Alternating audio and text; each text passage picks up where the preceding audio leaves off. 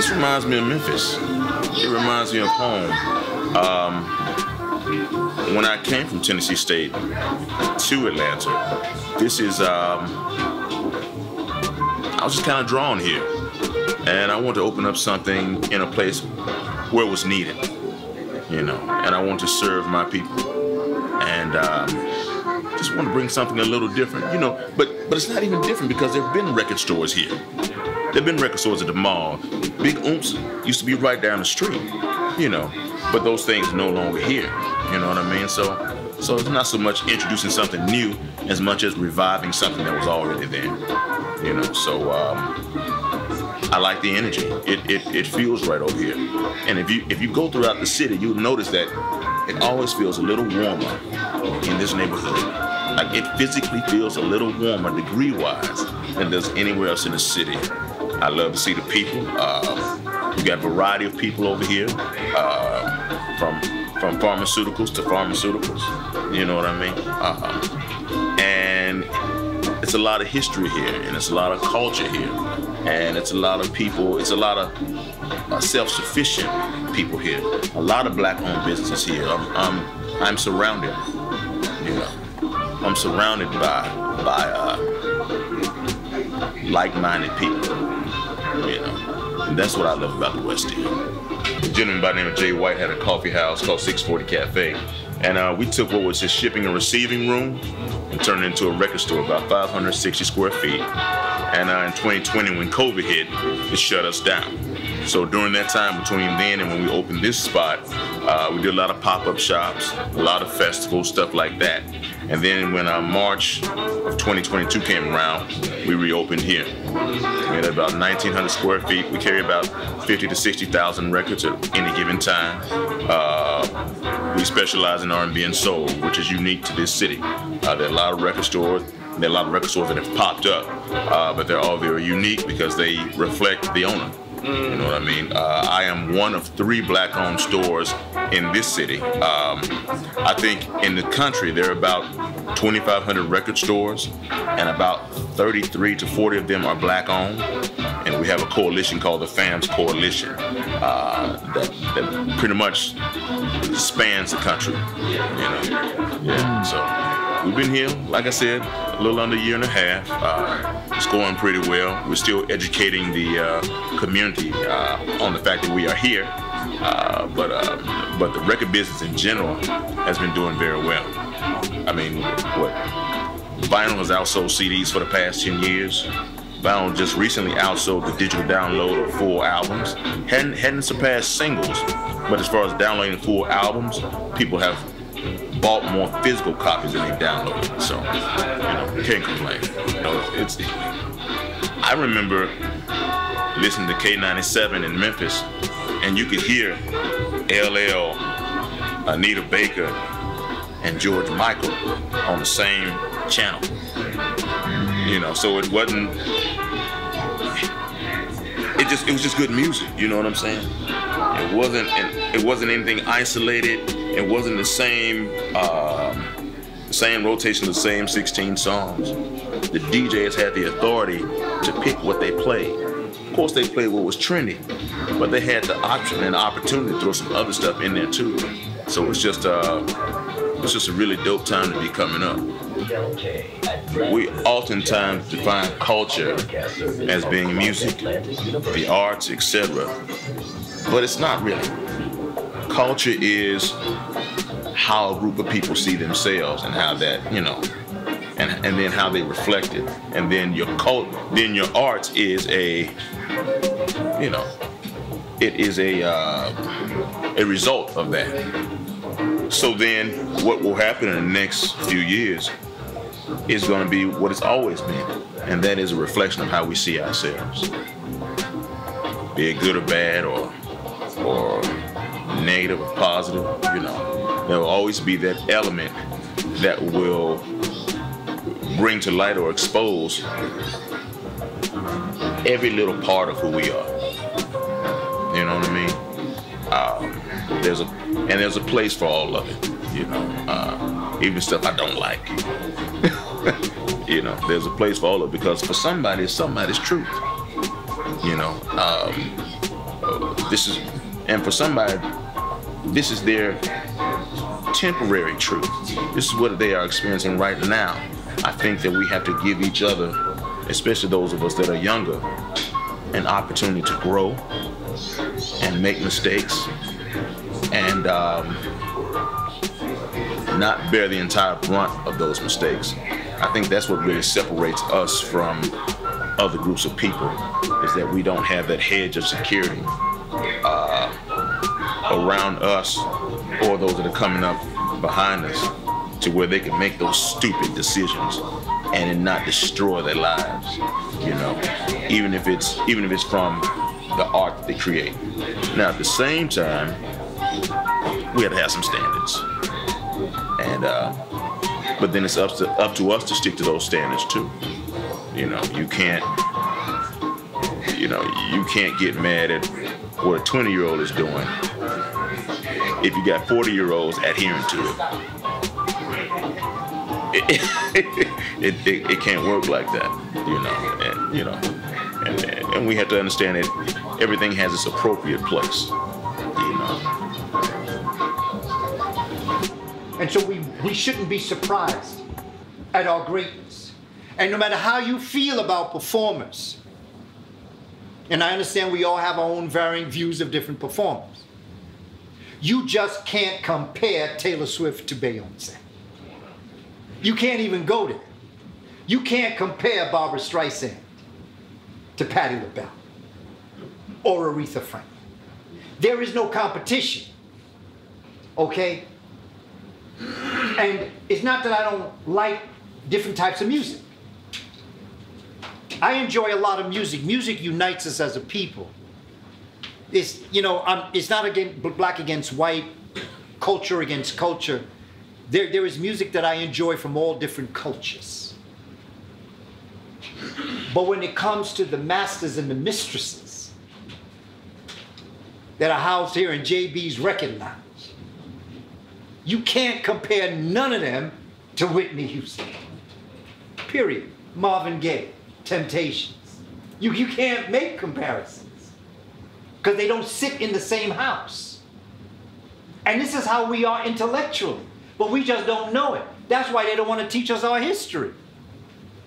Because if we ever understood how great we really are, but not just that, family, the capacity of our brain, that's why I started talking about the Magi. African people, there's a brother by the name of Dr. Edward Bruce Bynum. Dr. Bynum wrote a book called Dark Light. And in this book, he talks about the dimensions of human existence. The original melanated people, we live in 6 dimensions. The Western world lives in 3. Height, width, and depth. The 3 dimensions. Everything that they do deals with their material world. That's all they can deal with, is the material world. Depth, height, and width. I'm not speaking absolutes. I'm saying there are gifted people in all cultures. I'd like to get that out the way first before I say what I'm going to say. Because I know people always get caught up with, you know, superiority and inferiority. And although I want to be careful, whether they realize it or not, they have made foundational black Americans and the African diaspora superior. Not because we're black, but because we're black, they have done everything they can to destroy us, and yet still we survived what we experienced. You have somebody that does great things. They are helped to do those great things. And they rise, and they become great. That's great. But you have another person who strives to be great. And everything that could be done to hold them down, despite that, they still rise. They're great. They're great. By the nature of us surviving this system, day in and day out, to have to deal with what some of us have to deal with on our jobs. Every day. Oh, can I touch your hair? Okay. Oh, is that Is that a weave? Like, are you really, wow, that's pretty intelligent of you to think about. The little things that they say, the passive aggressive, and even the aggressive aggressive. In order to do that and continue, you have to be great. It don't even make a difference what station in life you are. In every station of life, this is what they do. I could tell stories about the things that some of them have said to me as I've moved through my career. And now that I'm retired, because you ain't gonna take my retirement check, and Social Security is mine, at least I think. And so I'm at a point now in my life that I see them for what they are, but I see us for who we are. I'm not upset, I'm not angry, but I'm disappointed that we don't know how great we are. For those that may not know my background, I'm an educator from New York, based in New York, Bronx in particular, South Central Bronx. California has its South Central, and New York has its South Central. And with what's happening in Florida, and with what's happening in Texas, and could be here, it's in New York, it's all over the country. I've worked with different groups in education. And I'd like to cut the chase and get to the finish line to tell you this, so that you can understand, so we can understand what we're dealing with. Between 1989 and 1994, I was contracted by Fort Lauderdale, the Broward County school system, when they were beginning their multicultural program, to come down and to develop the teachers. At the same time, Dr. Asa Hilliard, Dr. Nana Bafo Amatwahia, was contracted to work with the principals. And so Dr. Hilliard and I worked together. He, as my elder, of course, I listened to him and I guided and I developed. But you see, my advantage was I started teaching in the Bronx 1979.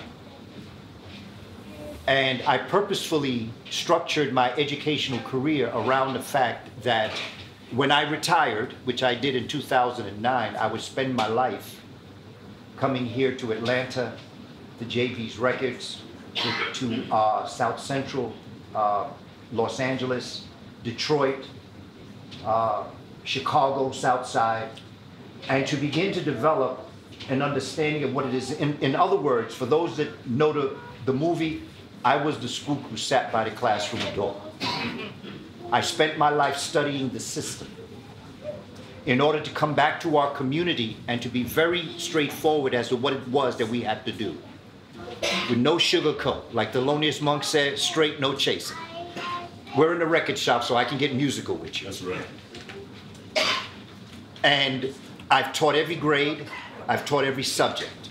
I taught college for 14 years. I've developed 5 different charter schools.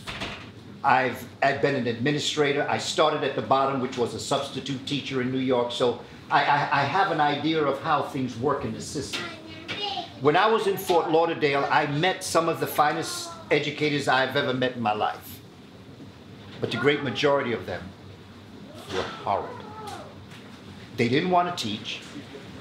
They did not meet what they wanted to in life. Teaching gave them a retirement plan, it gave them health benefits, and it gave them a salary. And so they became teachers. But for someone like myself, who is born, I was born to do this. Thank you, brother.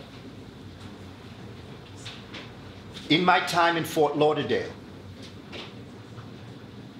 and even with what we see happening right now, I can honestly tell you that one of the greatest things that happened to us as a community was Ron DeSantis and Donald Trump. I'm not saying this because they meant us any good. I'm not getting political with you as to how you should vote. I'm just telling you that after the years that we had of President Obama, there was a feeling amongst people that everything was all right, that we had finally arrived. We had our own black president. And what Donald Trump said was, yeah, it's all right. Let me show you what America is. He was the Pied Piper that brought the rats out of their holes to show America really what it was. Malcolm taught us that Democrats are sly foxes and Republicans are brute wolves, but they both belong to the dog family. Neither one of them has ever meant us any good. And when you look at political history, you can come to understand certain things. Ron DeSantis has given us a very strong message. For those of us who are interpreting exactly what he's saying, he is saying, yes, we as European people have done horrible things to you. We have scraped the bottom of the human barrel in terms of our treatment of peoples of African descent. But you know what? I'm going to pass laws that's going to forbid you to teach our children how horrible a group of people they come from. You're not going to teach them. You're not going to make them feel bad. He's telling us, if you teach the truth, you're going to make folk feel bad for what they did. And you're going to make children, young children, question us as the adults. And you're going to make us want to have to explain, well, where was Granddad when they were putting fire hoses on the people? Where was Grandma when they blew up that church? Where were you when they assassinated Emmett Till? And to all those questions, they're going to have to say, we were right there doing it too. I know what they owe us. We're going to get reparations. The question isn't if, it's when. And the longer it takes, the more the interest on the bill you're going to owe us. So it's not a matter of whether or not we're going to get reparations. We are going to get it. As I can see the generations coming about, working with children, younger generation ain't having this, okay? I respect and honor everybody that marches, and I respect everyone who has marched celebrating the 60th year. But my teacher, Dr. John Henry Clark, often told us the only thing that marching does is wear out the soles of your shoes. Because 60 years later, our children are saying, but we're in the same position we were in 60 years ago. What has changed? And you want us to do the same thing again? And our young people are not going to take this. And as the generations go on, other things will happen too. So, what I've come basically to do, and what I do as I visit different communities, is I basically want to lay out education. That's my lane. I stay in my lane. I don't get out my lane.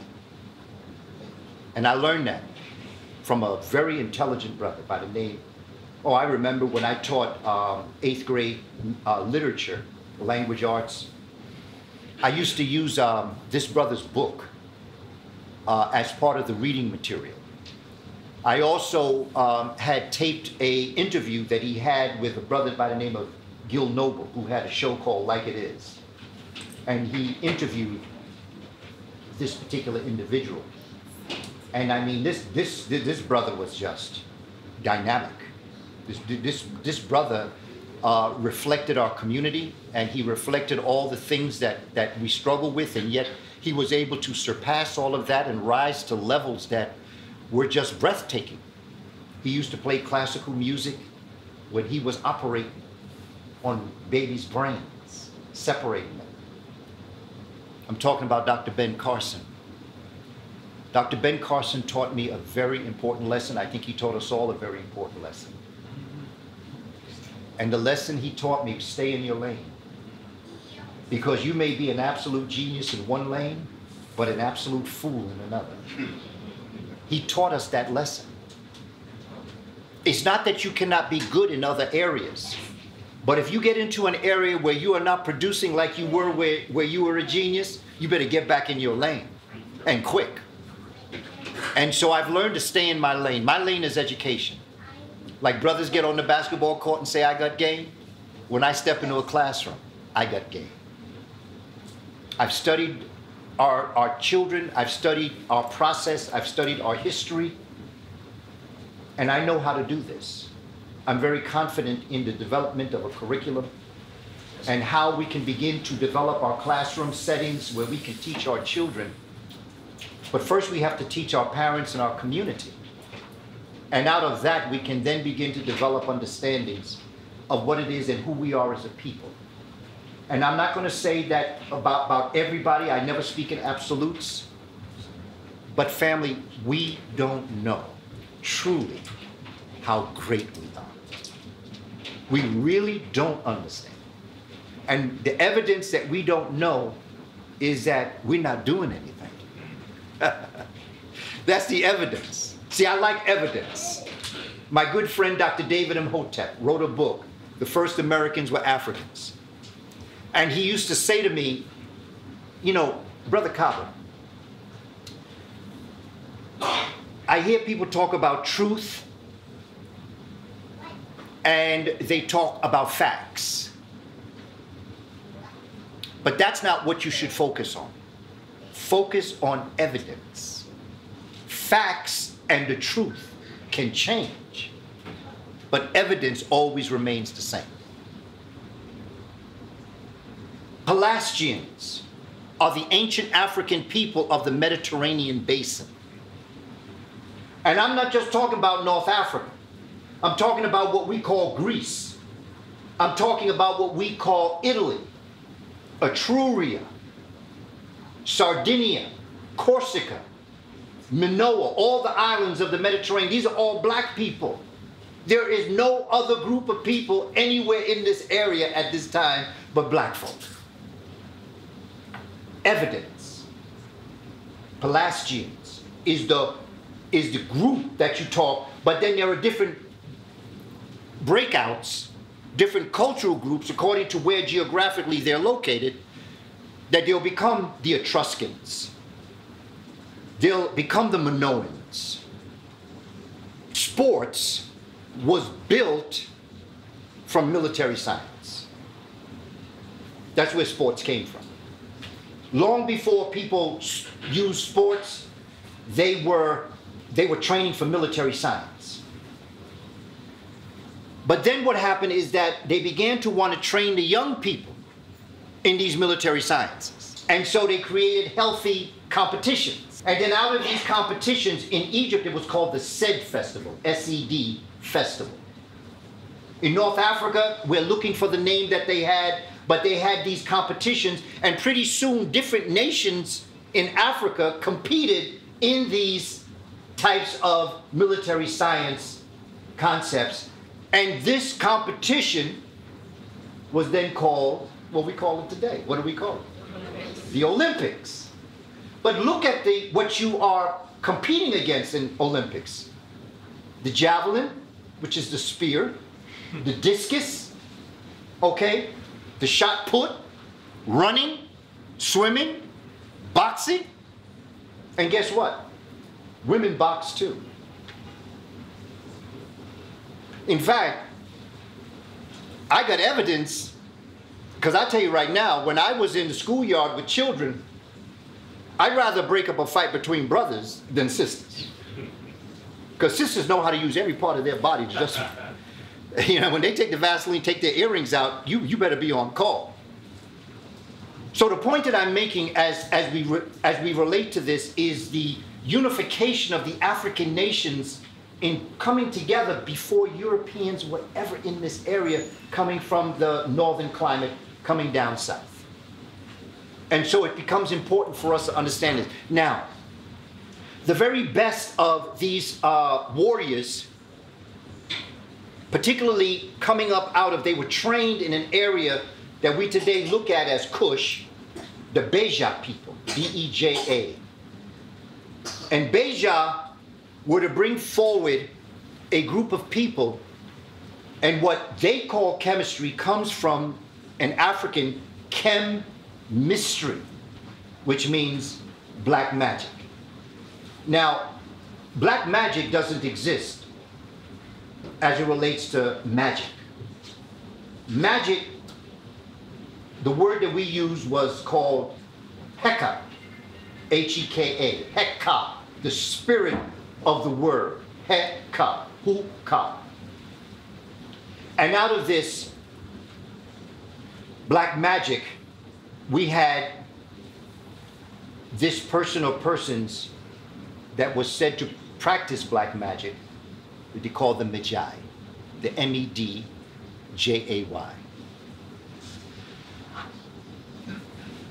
The Magi are a highly specialized cultural group from Kush. When I use the term Kush, I'm talking about countries that we today call Kenya, Somalia, Eritrea, Djibouti, Ethiopia, Chad, Sudan, and southern Egypt. Magi is a term used in various ways throughout Northeast African history, the Magi. An elite group of people that would come out of the sports, that would come out of the warrior class, that would come out of the educational system. These were the Imhoteps. These were the Paul Robesons. These were the multi-geniuses that would come up out of us as a people. That's who the Magi were. The Magi were an elite force of warriors, scholars, priests, and priestesses. The Magi. In Star Wars, there was a group of people known as what? The Jedi Knights. Well, they got that from the Magi of Africa. Now, if you go to the movie The Mummy, the remake 1999 and 2001, The Mummy and then The Mummy Returns, you know that there was a group of individuals. Of course, they did not look like the original Magi, but they were what? They were the caretakers of the Egyptian legacy. They're found throughout Lower and Upper Kush, Kemet, because I don't use the term Egypt, of course, even though Egypt is an African term. When you look at the word etymologically or linguistically, when the Eurasian came down into Northeast Africa and came in through Egypt, when they came in, they came to this area that was considered to be the capital, according to the African, Kush. And they had named this area Heka Ptah. Ptah is the creator, P-T-A-H. Ka, Heka is the spirit, the essence. Ka is spirit from the creator, which was what they call the capital of this area. And in so doing, particularly the Greeks, they took this word Hekapatah and they created the word Egupatos. H-E-K-A-P-T-A-H, African word, Hekapatah. The Greeks, in transforming the word Hekapatah, created Egupatos. A-I took care of H-E, G-U took care of K-A, and P-T-O-S changed P-T-A-H. So Hekapatah, African, became the Greek Egupatos, and then from there it was further contaminated so that the A-I became E, the G-U became G-Y, and the P-T-O-S became P-T. You follow linguistically? Hekapatah is really the word that we're using. They changed it to Egupatos, and today we call it Egypt. So, Kush Kemet is the term that I use for Egypt in particular, because there's no such thing as Kemet, really. Kemet really is that same land area that the Indo-Europeans called Egypt. Egypt was founded by the Kushites. The original Egyptians were Kushites. even though we have all of these different dynastic systems that we say we have, like there was 30 different dynasties, and you have the old kingdom and the new kingdom, that doesn't really exist. That's made up in the minds of people in order to somehow be able to chart the progress of these nations from whence the Indo-Europeans came in contact with these Africans. But really what we're talking about, the original people that inhabited this area were really people who had just simply moved from what we call Kustal into Edfu in Lower Kemet into Hekapata. These were Kushites. But when you allow people to come in and change the wording, then all of a sudden you start changing what these people look like, and then that's how you get to movies like Star Wars and you get The Mummy. Because you've allowed people to define who you are. So that's why I use the term Kush Kemet. You can't understand Kemet if you don't understand Kush, because that's who the people are. And I'll take you one step further. You can't understand Kush Kemet if you don't understand the Twa and Mbuti Khoisan people of Central and Southern Africa, who were the peoples that brought forward the entire Kush Kemetic legacy. And of course, they started the West African. They are derogatorily called Pygmies.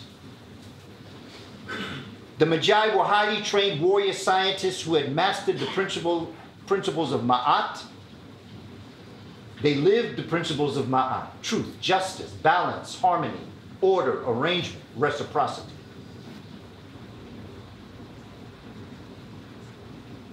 And about 2500 BC, these nation states coalesced, joined forces, and started a nation known as Ouagadougou. Ouagadougou is the name that we call ancient Ghana. It wasn't Ghana. It was called Ouagadougou.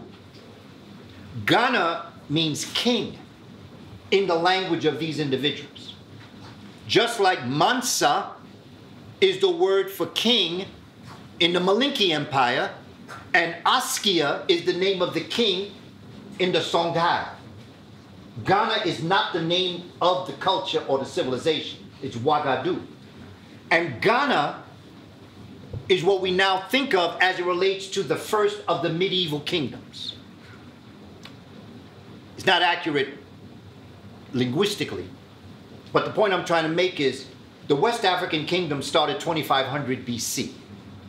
Not when you get up into the 10 or the 1100s AD. We go back much further than that. But the point I'm making is that as West Africa was forming itself in Ouagadougou 2500 years ago, these same Africans found themselves in North Africa and going into the Mediterranean basin. So when we're talking about who the Moors were before, and I just want to take a specific group because you got the Dogon of Mali that were there in Ouagadougou and in the Malinke and in the Songhai Empire. See, they break us up into groups episodically. And when they do that, you don't get a chance to see the holistic connection between all of us as a people in Africa. And that's why it's not until we do this research for ourselves that it's going to make a difference. When I was developing curriculum, when I was doing my work, I went to people such as Dr. John Henry Clark, Dr. Joseph Ben-Yekinen, Dr. Shashi McIntyre. I went to Dr. Amos Wilson and Dr. Asa Hilliard.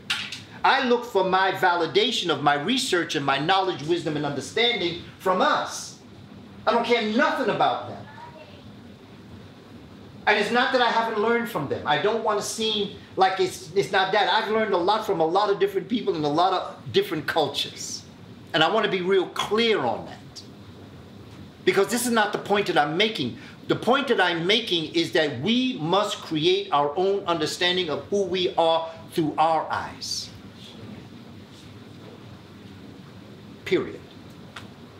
End of sentence. Period. At the same time, respect knowledge and wisdom that come from different places. Because sometimes the Creator puts knowledge in the mouth of the person you least want to hear it from. So you always got to keep yourself open, because sometimes the Creator want to test how open you are to universal knowledge. So we want to look at a particular group of people And we're going to talk about the Etruscans. Etruria, before Rome or Italy. Okay? The Etruscans before the Romans. Etruria before Italy. The Etruscans originally colonized the whole peninsula from the Alps to the Straits of Messina. Etruscan art was absorbed into the Greek mainstream and lost its individuality. This is where they stole our legacy, stolen legacy. Their books were lost or destroyed. The Etruscans. But enough has been left behind to show us exactly who these original peoples of what would be considered to be the western side of Italy, the islands of Sardinia, Corsica, and other areas, other islands within that area like Sicily. Okay. The Etruscans spoke a Niger-Congo language. The original Etruscans spoke a Niger-Congo language, and it is now possible to present evidence that links the Etruscan to the Mande people of West Africa. Now keep in mind, family, what I'm trying to do is because a lot of times we look to Egypt to be the Mediterranean. Now what I'm saying is that there's enough evidence to show West Africa in the Etruscan language, in Etruscan art. And that becomes very important because we are caught up, and rightfully so, because there's phenomenal things happening in Kush Kemet. But we're so caught up in it that we think that that's the best that Africa offered. Everything else was primitive. But we don't even realize that the base language of the Etruscans was a Niger-Congo language, which is related to the largest language group in Africa, upon which the original language spoken by the Twa Mbuti Khoisan is based.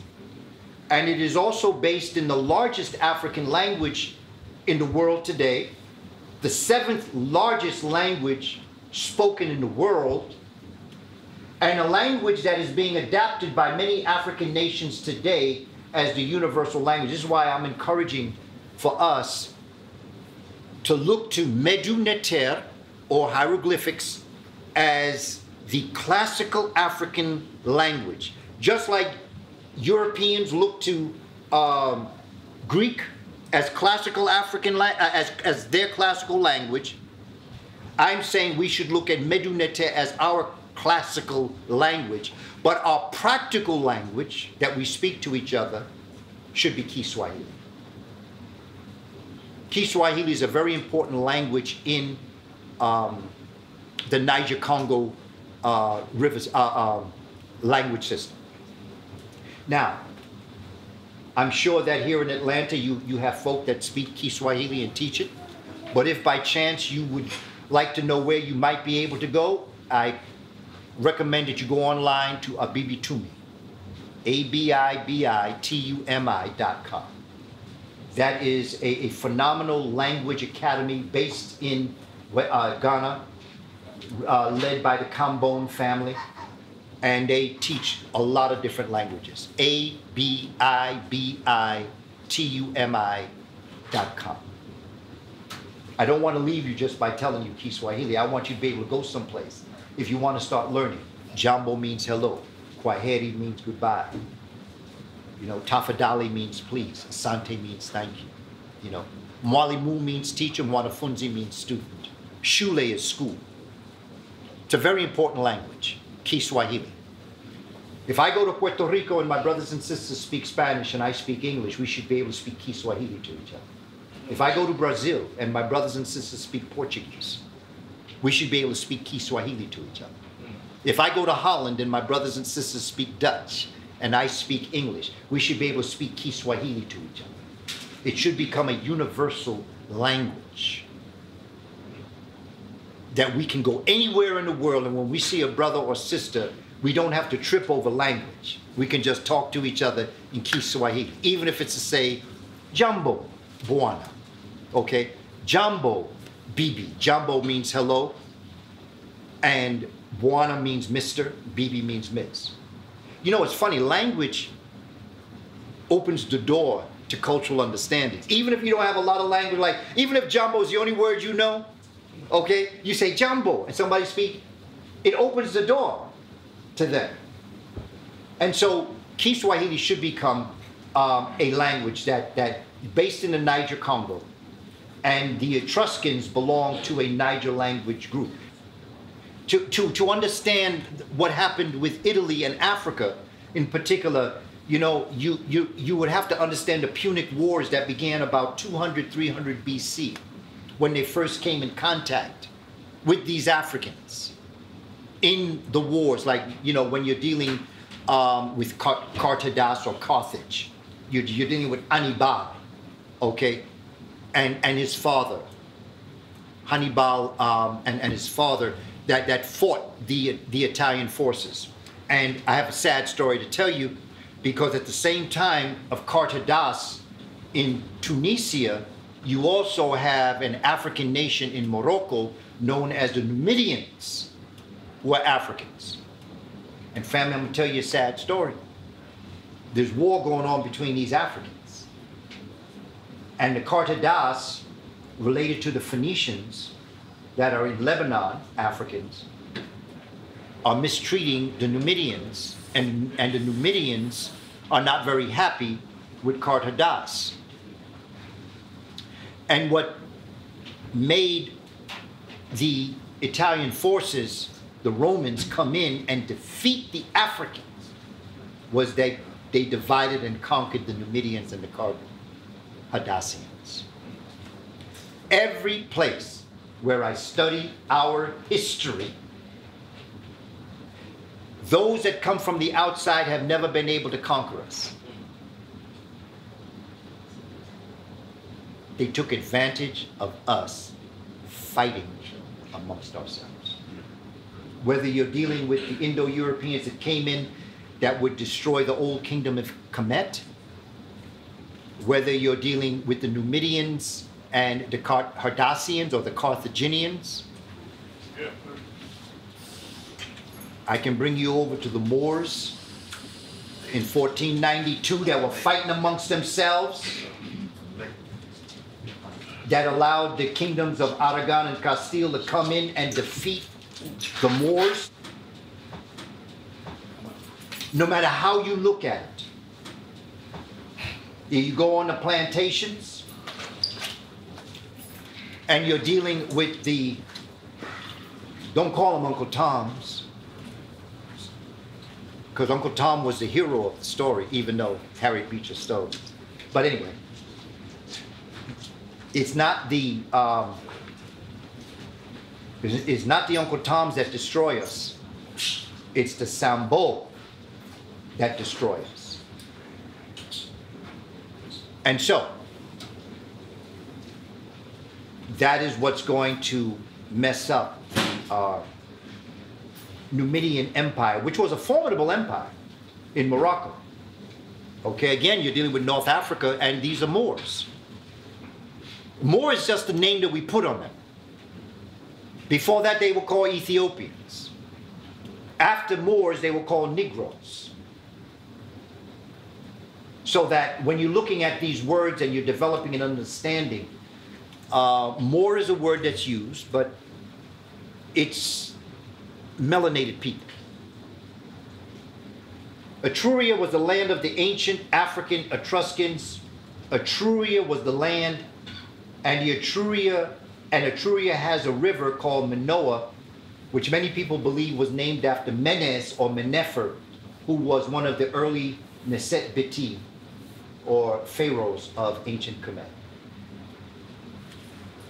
Etruscan numerals are African. This can be seen from the fact that 4 is Sa, but 10 is Sar. 4 is SA, 10 is SAR. These numbers come from the Niger Congo Ta, meaning hand, also 4, and Tan, 10 in Mande, which is a West African language. The Etruscans are in Sardinia at an early date. Sardinians are Etruscans who are Africans, and I show you a map of Sardinia for you to be able to see. exactly what you're dealing with as it relates to, you're looking at the island off the coast, off the west coast of Italy of today. See, when we think of Italy, we think of Italians. They didn't exist at this time. They were up north, coming up out of the Ice Age. Evidence for an early African presence at Rome can be found in the two-headed Janus figure, which again is not European. The Janus type, however, is widespread and common throughout Africa. This is the art form that we're dealing with now. Evidence of Africans in art, evidence of Africans in language. You see, you can't just say something. This is evidence now that I'm dealing with. You can't just say something and not be able to show it in various aspects of the culture of what you're dealing with. It comes forward in the art. It comes forward in language. Not just archaeology where they found black folk, not just in terms of anthropology where they tracked the historical background of these individuals. You have to be able to see them in their everyday way of life, which is in their art, which is in their language, which is in their number system. That's what the Etruscan language is. The Niger-Congo influence on the Latin language. Latin, the language of the Romans, shows Niger-Congo influences in its verb form, in its verb forms. One of the most important concepts when you teach language arts, one of the most important concepts in language when you're teaching children is what we call the infinitive. To be, to run, to jump. The word to in front of the action word itself, that's an infinitive. That verb formation is what forms the very action of your language. Everything that deals with verbs deals with your action. Everything that you do comes from your verbs. Sit, run, jump, eat, dance, sing, all verbs, action. So when you get into a language and you begin to see the verb formations that are connected to an African Niger-Congo language, you know that the very nature of the action of that language came from that language that it's based in. So the Latin language, which includes now Spanish and French, Portuguese, Romanian, Italian, all of those come from what's called Vulgar Latin. Vulgar Latin is the language spoken by the everyday people. We think that Spanish lasted a long time. It hasn't been around that long. It was King Alphonse X that translated Arabic into Latin, and then that Latin became Vulgar Latin, and out of Vulgar Latin came Spanish, French, Portuguese, Romanian. Okay? We talking about 600 years ago when nobody's saying, ¿Cómo está usted? Or ¿Cómo allez-vous? We don't know this. Because we have been born in a space-time continuum that doesn't allow us to look into the past. And it forbids us to look into the future, because if you can't understand the past, you can't interpret the present, you can't predict the future. Vulgar Latin comes out of what's called classical language. And so all of these languages that are forming itself as it gets into the relationship of African Moors going into Europe is now going to take on these verb forms, and what's going to happen is that the kings and the queens are going to take the Arabic language, or the Afrabic language, because Arabic was based out of the languages coming out of the Ethiopian mountains. It's just the way it is. The Indo-Europeans that were in the East did not form Arabic. That is why it was only formed when they came in contact with the Africans in Saudi Arabia. That's just the evidence of it. Where do you see it before Islam, the way of peace? Where do you see it before Bailal? Okay, Antara was a poet who gave Arabic its grammar, its syntax, that took this language and he synchronized it. It's called syncretism. He synchronized this African language coming out of the mountains touched by Amharic and other languages, in Ethiopia, as we know Ethiopia proper today, Abyssinia, took that language. Bilal came down with this spiritual system, settled in Saudi Arabia. As the language developed, Antara, the poet, would take it. Because languages are formed by poets. Because they are the ones that write. Just like Alexander Pushkin. Okay, Russians can thank Alexander Pushkin for the Russian language because Pushkin was a poet that took the language, the geographic location of the language, mixed it with the French, because if it wasn't for Alexander Pushkin, Russians would be speaking French today. Because the Gauls, because Russia was part of the Gaul kingdom. This is just history, family. We dropping it like it's hot, family. Who were the Moors before the Moors? So you can understand how such a fantastic civilization could have given birth to what we call Western civilization. And in giving birth to Western civilization, you can understand how we are deeply imprinted in this civilization, and you can understand why when we say we built this civilization, we mean it. This is all right in front of us. But we don't put those pieces together because when someone tells a perfect lie, the truth is unbelievable. The use of the impluvium, a feature of the Roman domestic architecture, was first developed in Africa. The impluvium is a water catchment pool system meant to capture rainwater flowing from the slanted roof, often placed inside instead of outside the home. The impluvium or raincourt is used by the Yoruba and is common in Senegal. I make that point again to connect West Africa. Because again, we're all caught up in Egypt. I understand that. But at the same time that Egypt was great, West Africa was great.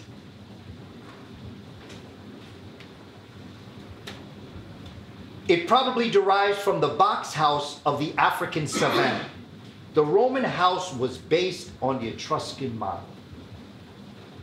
These folk done stole our legacy, put their name on it, don't want to teach it in school, and therefore we don't know that what they're saying they're so great about, we created. The ivory arms you can see suggest Africa. You can see ivory throughout Etruria that was brought in from Africa. Again, evidence.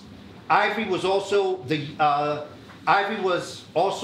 used for the stool, a symbol of African authority, of the African magistrate, and known to be Etruscan.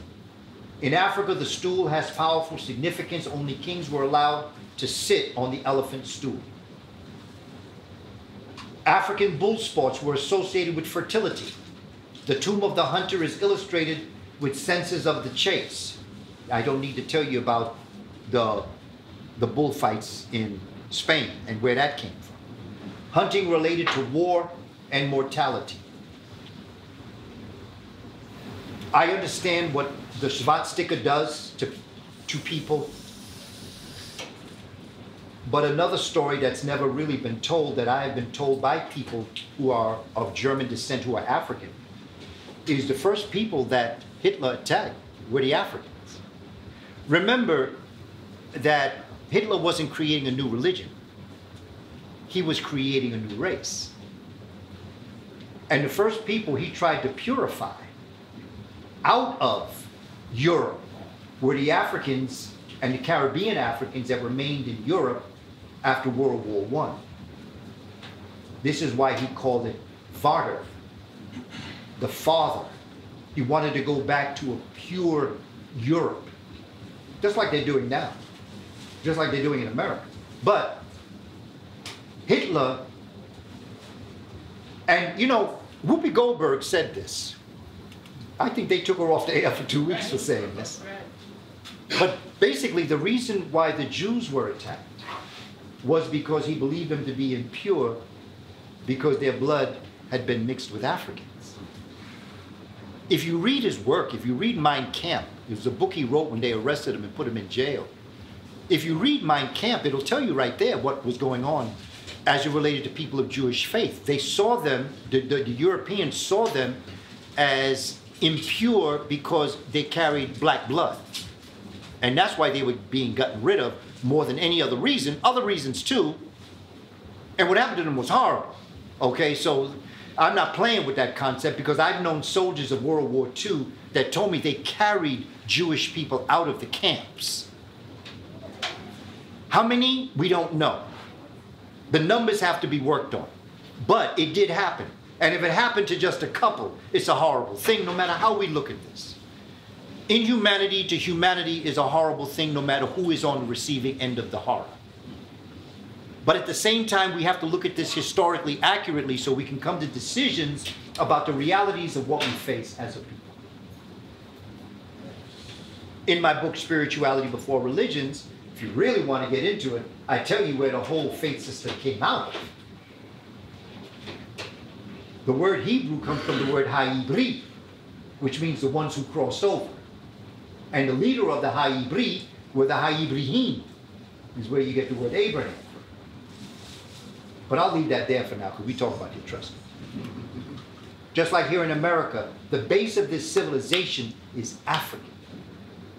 But out of this African civilization, and I'm not talking about post-1492, I'm talking about the original human beings that came to this part of the world known as the Twa Mbuti, the Khoisan, the original first migration of human beings to come to this world were the people derogatorily called pygmies, and there's a very good chance that the populating of this country came through South America and probably Brazil and probably from Angola and south. They took what's called the Benguela Current in the early days. The short-statured people, the Khoisan, probably took the early currents and landed it up, and that current, the Benguela Current, takes you right into the mouth of the Amazon River. And that is where we find some of the oldest artifacts of African people on the American hemisphere. After that came the Clovis Folsom people. The Clovis Folsom people are another African people. And they came here and they mated with and joined forces with the Khoisan people. And then the third migration were the Algonquin. The Algonquin also were a melanated people, but had been impacted by climate change. And then came the Inuit that would come through and come up through North America, and they're derogatorily called the Eskimo. And then the fifth and final group of people came in the largest amount of numbers, and these were the people that are called the Asiatic. And these Asiatic coming down came in out of the north, and this is the people that are being given credit for being Native American, and they're not. It is not that they don't have the blood of the original African people. It's that they are not the Native American. They are not the indigenous American. They are the fifth migration of human beings that came to this part of the world and would create a people that are today called the Apache, the Arapaho, the Cherokee, and the Choctaw. But in the beginning blood of the Cherokee and the Choctaw and the Blackfoot is the original African people. Now, some don't like to hear it. And I understand. And I don't blame them. I wouldn't like to hear that my history is not quite what I'm teaching. But guess what? Cry your river, build a bridge, and get over it. Because the truth shall set you free. My brother Jonathan, I want to thank you, brother, for this opportunity to open your record lounge to us. My brother Jonathan, I just want to thank you for this opportunity. Thank you.